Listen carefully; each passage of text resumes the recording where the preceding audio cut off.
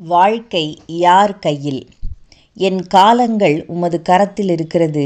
என் சத்துருக்களின் கைக்கும் என்னை துன்பப்படுத்துகிறவர்களின் கைக்கும் என்னை தப்புவேன்.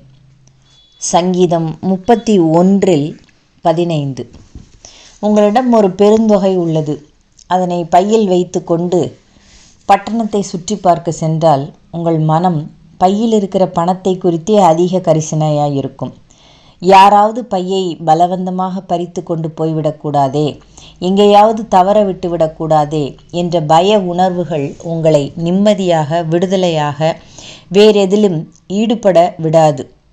ஆனால் அந்த பெருந்தொகையை ஒரு வங்கியிலோ அல்லது நம்பத்தகுந்த ஒருவரிடமோ ஒப்படைத்துவிட்டு பட்டணத்தை சுற்றி பார்க்க போனால் விடுதலையாக உங்களால் உலாவ முடியும்.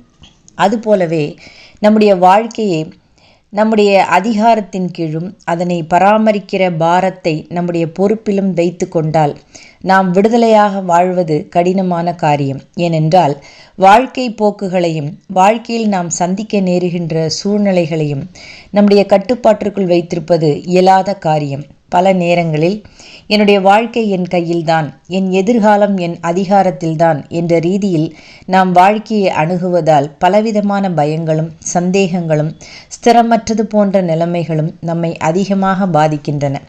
அர்ப்பணிப்பு என்ற வார்த்தை பலரால் விரும்பப்படுவதில்லை. அது அனைத்தையும் இழந்து ஒன்றுமில்லாமல் நிற்கின்ற ஒரு அனுபவம் என்றே பலர் எண்ணுகின்றனர். ஆனால் அர்ப்பணிப்பு என்பது பாதுகாப்போடும் இளைப்பாறுதலோடும் தொடர்புடைய ஒரு அனுபவம்.